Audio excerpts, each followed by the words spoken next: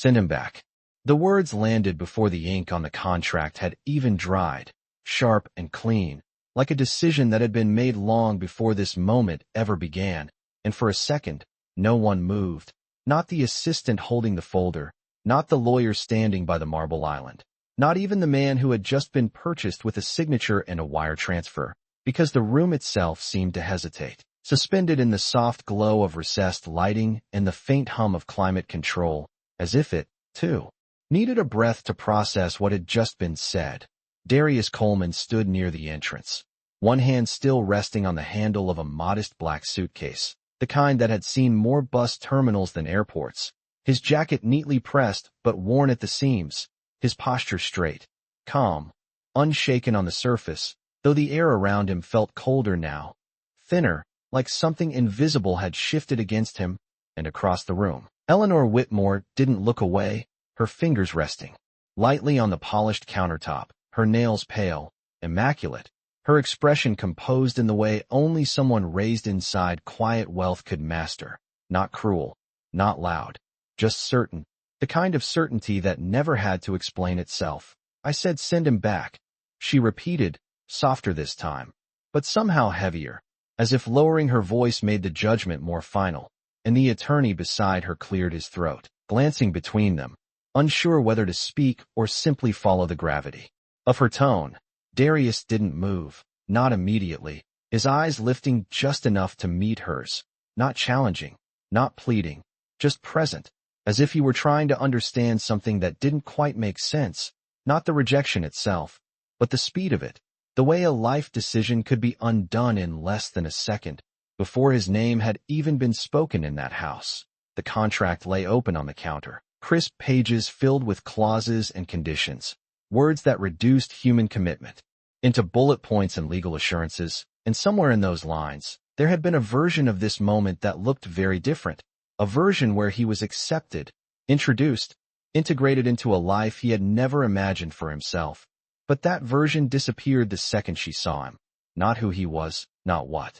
he had done, just what she saw. A faint reflection shimmered across the glass wall behind him, catching the outline of his figure against the vast, pristine interior of the Whitmore estate, and for a brief second, it looked like he didn't belong to the room at all, like he had been placed there by mistake, a contrast too sharp to ignore. The assistant shifted uncomfortably, clutching the folder closer to her chest, while the lawyer finally spoke, his voice measured, cautious. Miss Whitmore, the agreement has already been processed, but Eleanor didn't even glance at him, her eyes still fixed on Darius. Then reverse it, she said, simple, decisive, as if reversing a human decision was no more complicated than canceling a reservation. Darius exhaled slowly, barely noticeable, the kind of breath someone takes not out of frustration, but to steady something deeper, something quieter. And then his hand tightened slightly on the suitcase handle, the leather creasing under his grip, a small, physical anchor in a moment that offered him nothing else to hold on to. Outside, through the towering windows, the late afternoon sun stretched across the driveway in long, golden lines, the light warm, almost inviting, in contrast to the cool stillness inside, and for a moment, it illuminated the space between them, not bridging it, but revealing it, the distance, the difference, the silent judgment that had already been made. No one spoke again, not right away, because there was nothing left to negotiate, no misunderstanding to correct, just a decision hanging in the air, clear and irreversible. And in that silence, Darius finally released the handle of his suitcase, his hand falling to his side, not in defeat, but in acceptance of something he had already learned long before this house, that sometimes the room decides who you are before you ever get the chance to speak. The silence did not break all at once. It unraveled slowly, like a thread being pulled from a perfectly woven fabric, until the room returned to motion in small, uncertain pieces, the attorney closing the folder with a soft click, the assistant lowering her gaze, and somewhere in the distance, the faint ticking of a wall clock marking time that no longer felt relevant to the man still standing near the door. Darius Coleman had been in unfamiliar places before, rooms where he was not expected, spaces where his presence had to justify itself before he ever spoke, but this felt different, not louder, not harsher, just quieter in a way that made the judgment feel complete, as if there had never been a version of this day where he belonged here at all. He bent slightly, not hurried, not hesitant, and adjusted the handle of his suitcase, the metal rod sliding with a soft, controlled sound. And for a moment, his reflection caught again in the glass panel beside him. The same reflection, the same posture, but now with a decision already made about him that he did not get to influence. There must be some misunderstanding. The attorney tried again, his voice thinner now, less confident, as though he was speaking not to resolve the situation but to fill the space it had created. But Eleanor Whitmore had already turned slightly away, her attention shifting to the contract, to the logistics, to the correction of what she clearly considered an error, and in that movement, subtle and precise, she erased him from the center of the room without needing to say another word. Darius watched it happen, not with surprise, not even with visible disappointment, but with a kind of quiet recognition, the kind that comes from experience, from knowing that some doors do not close because of what you do, but because of what others decide you represent. His fingers brushed lightly against the edge of the suitcase again, grounding himself in something solid, something real, while the polished surfaces around him reflected a life that was never meant to include him. He had arrived just under an hour ago, after a 2-hour ride from the airport,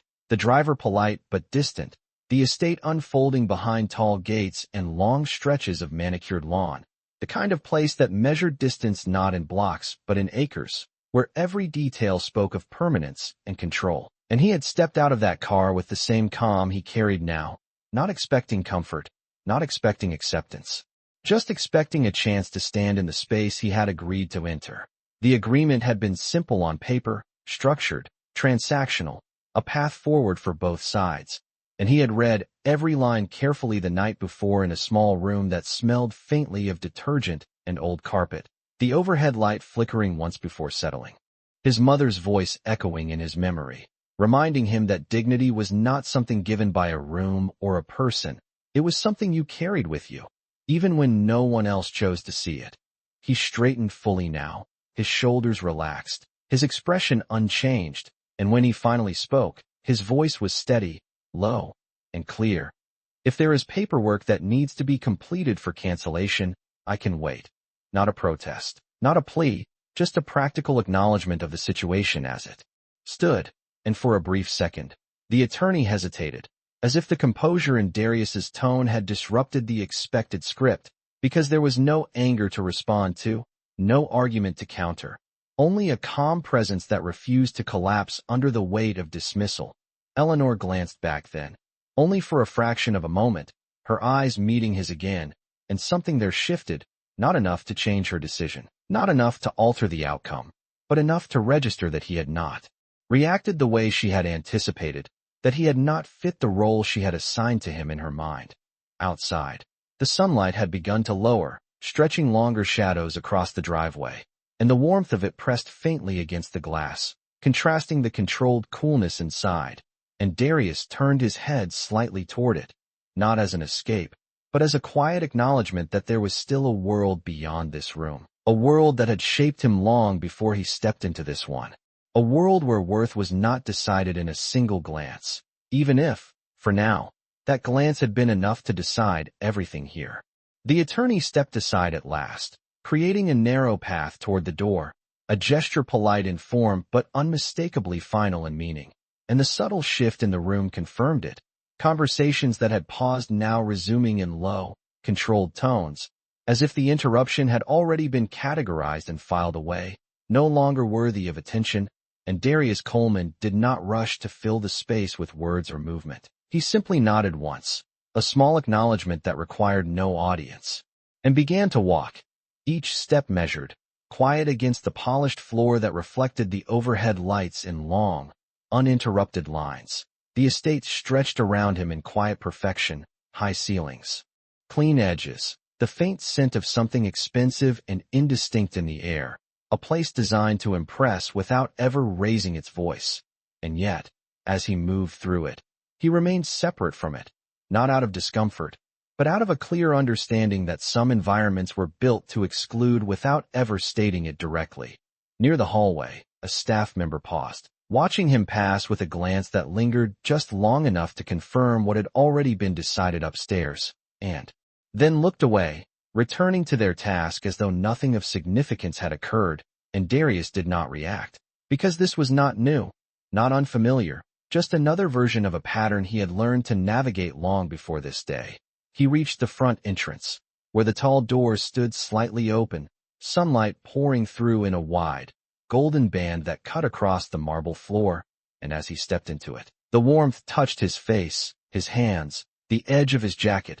a contrast so immediate it felt almost deliberate, as if the outside world was reminding him of something the inside had tried to take away. The driver who had brought him here stood near the car, checking his phone, then looked up, surprised to see him returning so soon, his expression shifting quickly from confusion to something more careful, more neutral, the kind of expression people adopt when they are unsure how much they are allowed to know. "Everything all right, sir?" the driver asked, his voice respectful but distant, and Darius paused for half a second before answering. Not because he did not have an answer, but because he was choosing the shape of it. "Plans changed," he said simply, his tone even, leaving no space for further questions, and the driver nodded, accepting it without pressing, because in places like this, explanations were often optional for those who had them and unnecessary for those who did not. Darius placed his suitcase in the trunk himself, not waiting, not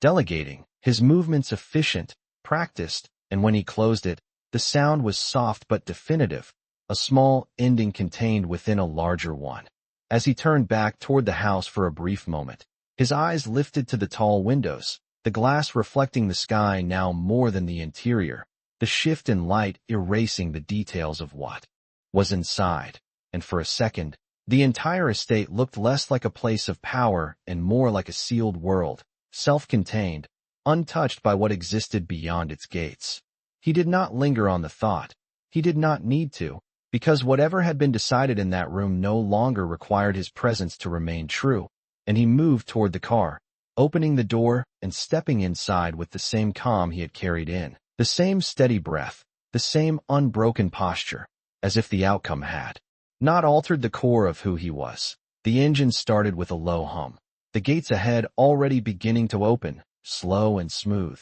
and as the car rolled forward, the long driveway stretched out before him, lined with perfectly trimmed hedges and evenly spaced trees, a path designed to impress arrivals, but now serving a different purpose, a quiet exit, measured in feet and seconds, leading him back into a world that had never needed to announce his worth in order for it to exist. The car moved past the gates without resistance, the metal bars sliding open as smoothly as they had when he arrived. But this time there was no sense of anticipation attached to the motion, only a quiet release. And as the estate disappeared behind him, shrinking in the rearview mirror, Darius Coleman shifted slightly in his seat, his gaze steady, his hands resting loosely on his lap, the rhythm of the road settling into something familiar, something grounded, and for a while, neither he nor the driver spoke, the silence not awkward, not heavy, just present, like a pause that did not need to be filled.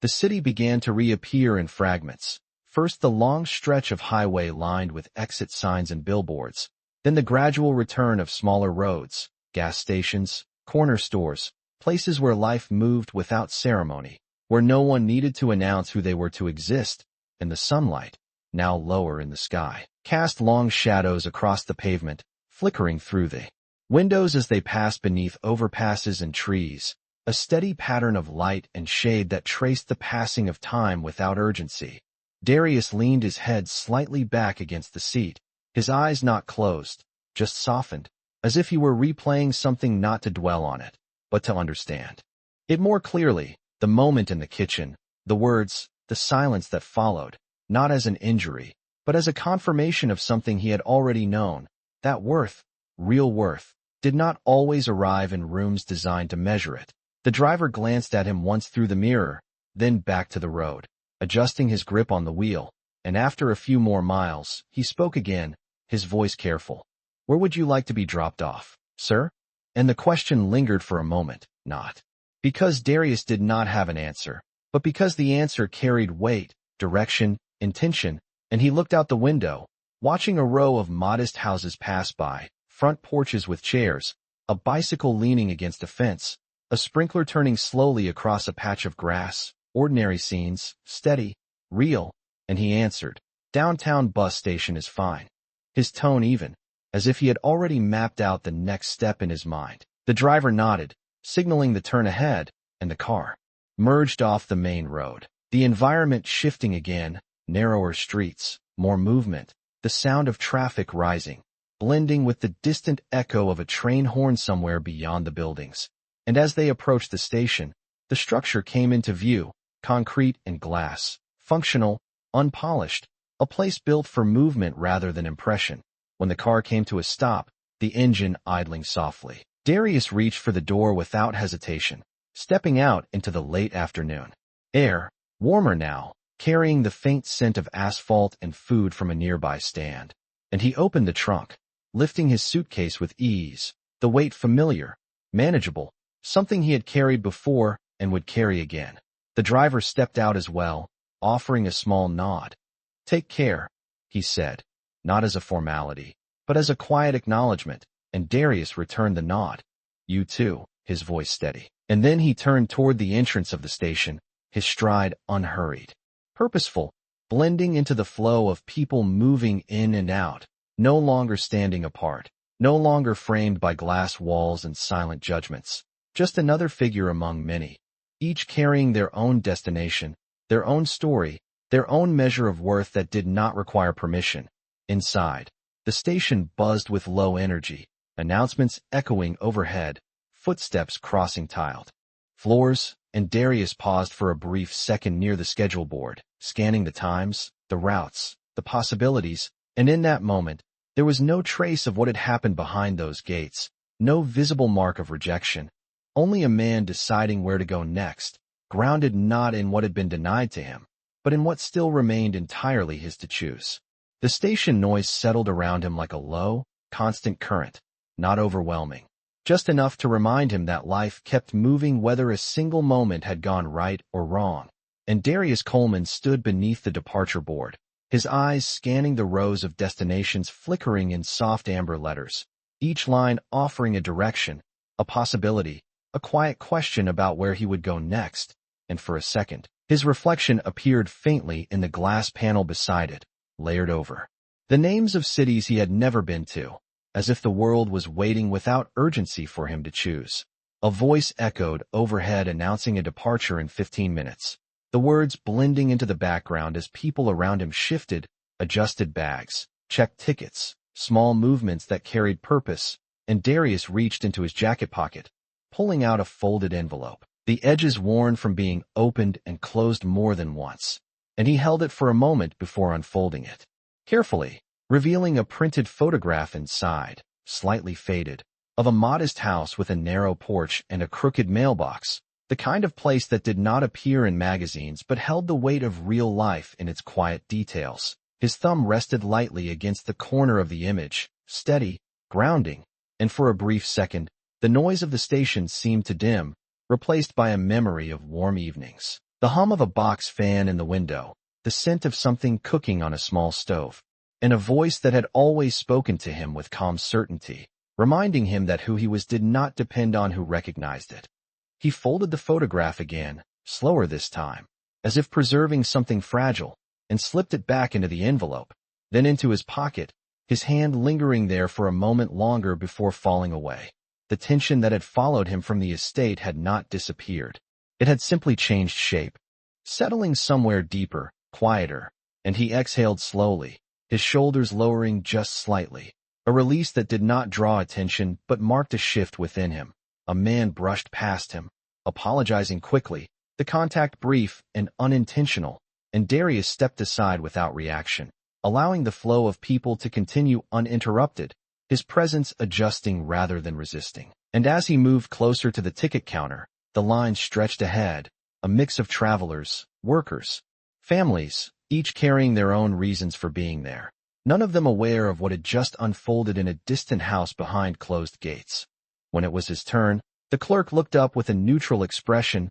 routine, professional. "Where are you headed?" she asked, her fingers already hovering over the keyboard. ready to translate his answer into a route, and Darius paused, not because he was uncertain, but because he was choosing carefully, measuring not just distance but intention, and he answered, "Savannah, Georgia," his voice steady, the words carrying both familiarity and distance, a place that was not new, but not unchanged either. The clerk nodded, typing quickly, the soft tapping of keys marking the transaction, and a printed ticket slid across the counter toward him, simple, direct, no judgment attached, just a confirmation of movement from one place to another. He picked it up, glancing briefly at the time, the gate number, the details that would guide his next steps. And as he turned away, the station seemed to open around him again, the path forward clear in a way that had nothing to do with approval or rejection, and everything to do with choice.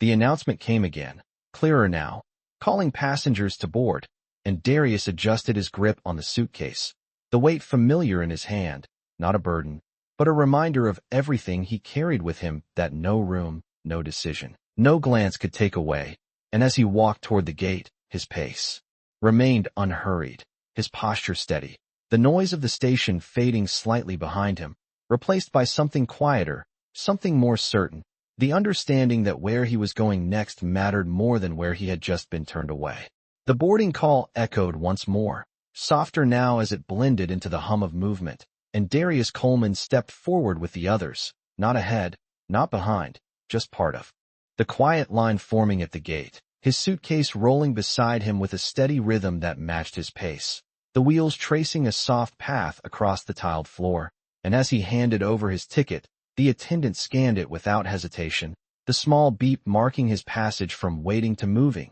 from stillness to continuation. He walked down the narrow corridor toward the bus, the air shifting slightly cooler, carrying the faint scent of metal and diesel, and when he stepped outside, the evening light had softened into a muted gold, stretching across the parked vehicles and casting long shadows that moved with each passing second, and for a moment, he paused at the base of the steps, not because he was uncertain, but because something in the quiet of that transition asked him to notice it, the space between what had ended and what was beginning. He boarded without a word, nodding once to the driver, and moved down the aisle, the seats filling in gradually with people, settling into their own small worlds, bags placed overhead, jackets folded, headphones adjusted, and he chose a seat by the window, placing his suitcase in the compartment above with a controlled lift, then lowering himself into the seat with the same measured calm he had carried throughout the day. The window beside him reflected his face faintly against the dimming light outside,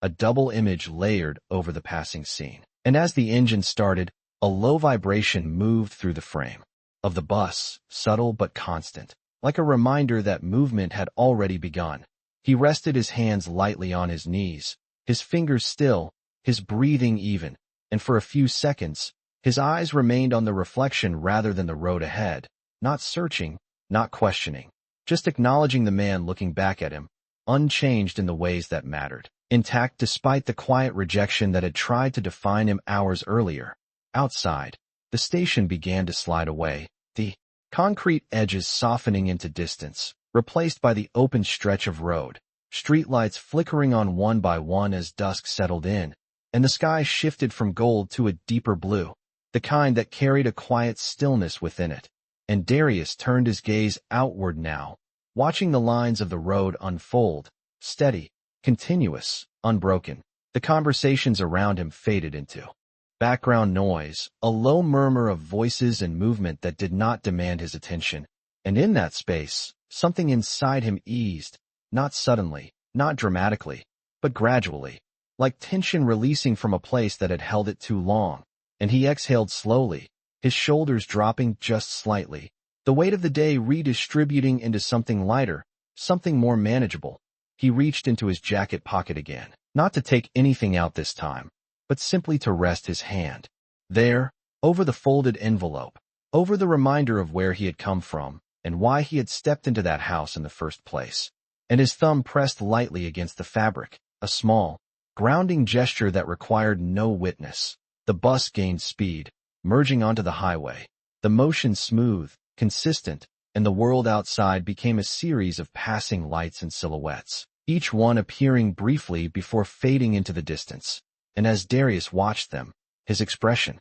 remained calm, not distant, not closed, just present, as if he understood something that did not need to be spoken, that a single moment, no matter how sharp, could not define the path ahead unless he allowed it to, and he did not. The seat beneath him vibrated gently with the rhythm of the engine, a steady pulse that filled the quiet spaces between thoughts, and he leaned back slightly, his head resting against the seat, his eyes still open, still focused, not on what he had lost, but on what remained, the road stretching forward in miles and minutes, offering no guarantees, no promises, only movement, and for now, that was enough. The highway stretched forward in long, uninterrupted lines, the steady rhythm of motion settling into something almost hypnotic, and inside the bus, the world had grown quieter, conversations fading into silence as passengers leaned into their seats, some drifting into sleep, others staring out into the darkening horizon,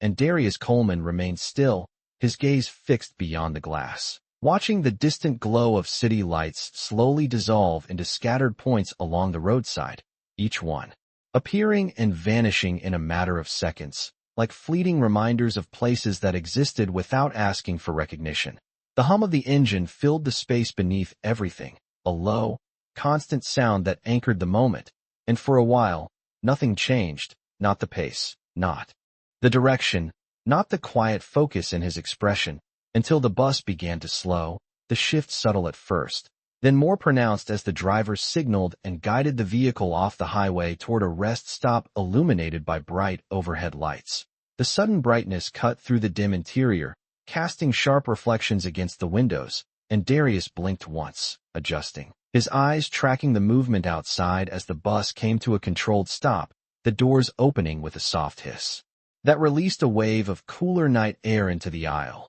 A few passengers stirred, gathering their belongings, stepping off for a brief break, and Darius remained seated for a moment longer, his posture unchanged, as if deciding whether to move or remain. And then he reached up, retrieving his suitcase with a quiet lift, not because he needed it, but because movement, even small, kept the rhythm steady. He stepped down onto the pavement, the ground solid beneath his feet, the air carrying a mix of coolness and the faint scent of fuel and distant food, and he walked a short distance away from the bus, not far, just enough to create space, his eyes lifting briefly to the sky, where only a few stars managed to break through the glow of artificial light. Nearby, a man stood beside a vending machine, speaking quietly into his phone, his tone low but urgent, fragments of conversation slipping into the air without context. And Darius did not intend to listen, but certain words carried weight,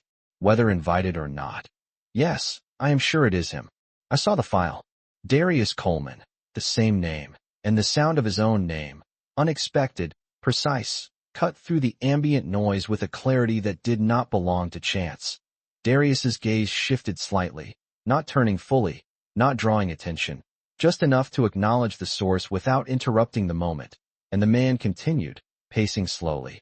Mr. Hale wants confirmation before morning. He said if it is really him, do not let him disappear again. The words careful, deliberate, carrying a sense of urgency that did not match the ordinary setting of a roadside stop. Darius's hand tightened slightly around the handle of his suitcase, not in alarm, but in awareness, a quiet recalibration of attention, and he remained still, his breathing even, his expression unchanged, though something beneath the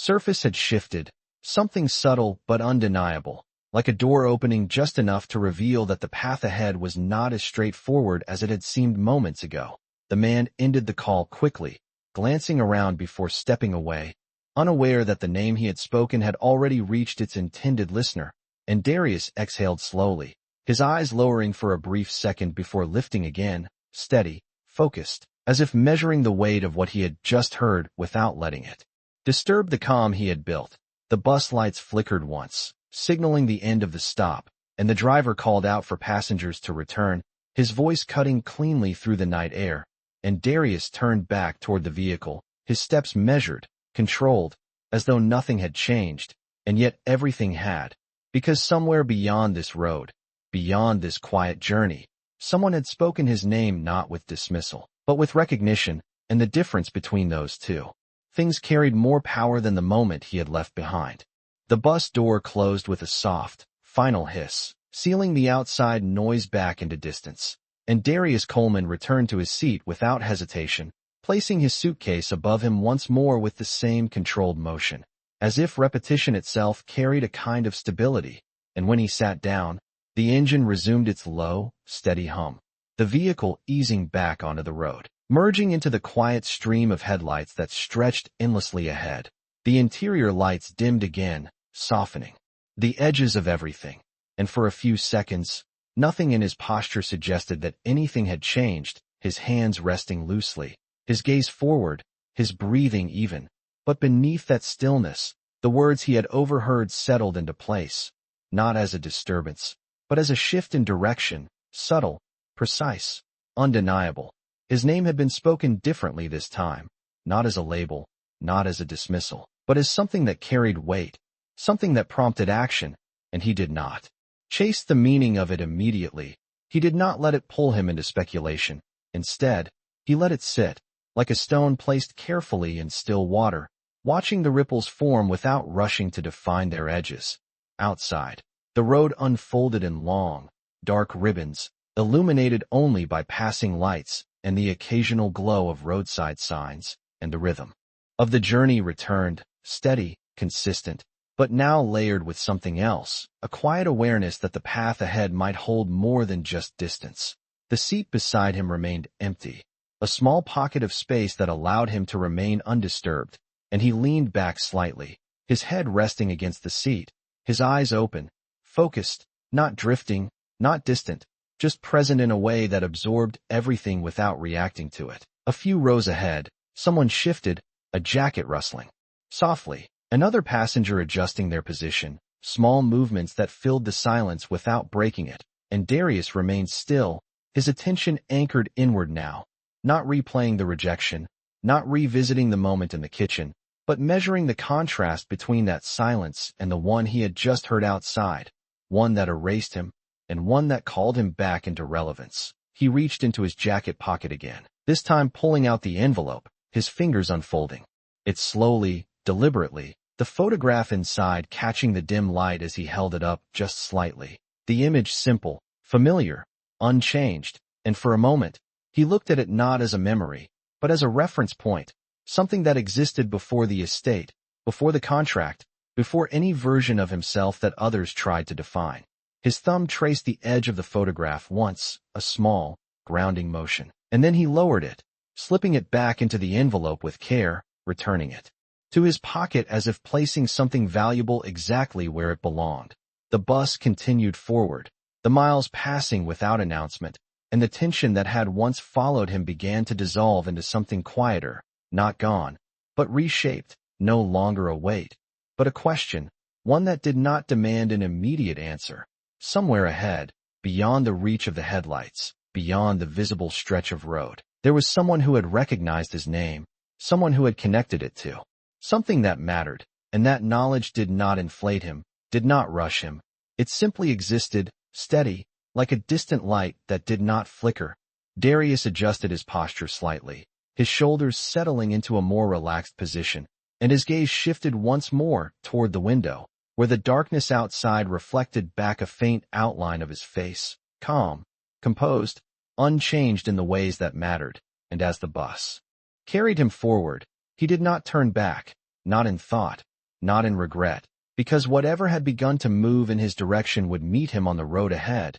and for now, that was enough. The first light of morning did not arrive all at once. It unfolded slowly across the horizon, a thin line of pale gold stretching beneath the fading darkness. And through the window, Darius Coleman watched as the world began to take shape again, outlines of trees, distant buildings, empty roads gradually emerging from shadow, and inside the bus, the quiet had deepened into something almost still, most passengers asleep, their breathing soft, steady, while the engine continued its low, constant rhythm, carrying them forward mile by mile without interruption. He had not slept, not fully, his eyes closing only in brief intervals, his awareness never entirely leaving the present, and now, As the light grew stronger, it reflected faintly against the glass, illuminating his face just enough to reveal the calm that had remained with him through the night, unchanged, unbroken, and he shifted slightly in his seat, not out of restlessness, but to meet the moment as it arrived, the transition. From night to day marking something quiet but significant. The bus slowed as it approached the outskirts of the city, the motion easing from the long, uninterrupted speed of the highway into something more measured, more deliberate, and signs began to appear along the roadside, marking distances in miles, guiding travelers toward destinations that no longer felt abstract. And as the vehicle turned onto a broader street lined with early morning traffic, the first sounds of the waking city filtered in, distant engines, the faint echo of a train, the quiet hum of movement returning to life. Darius reached up and retrieved his suitcase, the handle extending with a soft click, his movements precise, familiar, and when the bus came to a complete stop, the doors opening to release a breath of cool morning air, he stepped down without hesitation, his shoes meeting the pavement with a quiet certainty that did not seek attention. And the station here was smaller, less polished than the one he had left, but alive in its own way. People moving with purpose, voices low, the smell of coffee drifting from a nearby stand, and for a moment he stood still, not lost, not uncertain, simply present, allowing the new space to settle around him. The sky above had brightened into a clear, soft blue, the sun rising just enough to cast long shadows across the ground, and he adjusted his grip on the suitcase, his posture steady, his expression unchanged, and as he began to walk forward, blending into the quiet flow of morning commuters, his phone vibrated once in his pocket, a small, unexpected interruption, and he paused briefly, reaching for it, his fingers steady as he brought the screen into view. The number was unfamiliar, no name attached, just a sequence of digits that carried no immediate meaning, and for a second, he considered letting it pass, allowing it to fade like so many other things that had tried to reach him without purpose. But something in the timing, in the quiet weight of the moment, held his attention, and he answered, lifting the phone to his ear without speaking first. The voice on the other end was calm, measured, carrying a tone that did not rush, did not hesitate. Is this Darius Coleman? And the question was simple, direct, but unlike the one asked in that house. It carried no judgment, no assumption, only recognition, and Darius responded after a brief pause, his voice steady. Yes. And there was a moment of silence, not empty, but deliberate, as if the person on the other end was confirming something beyond the word itself. My name is Victor Hale. The voice continued, clear now, certain. I believe we need to talk about something you did, something you chose not to take. And the words settled into the air between them, not loud, not forceful, but carrying a weight that shifted the direction of everything that followed. And Darius did not interrupt, did not question immediately. He simply listened, his gaze lifting slightly toward the horizon where the sunlight had grown stronger, brighter, and for the first time since he had stepped into that silent kitchen, the path ahead did not feel like something he had to rebuild alone. Because somewhere, beyond rejection, beyond assumption, someone had seen not what he was denied, but what he had refused to compromise. And as he stood there, the morning light touching his face, the city moving quietly around him, he remained still for a second longer, the phone steady in his hand, his expression unchanged yet unmistakably certain. As if he understood without needing to say it that the silence of judgment had ended, and in its place, something quieter, stronger, had begun to speak.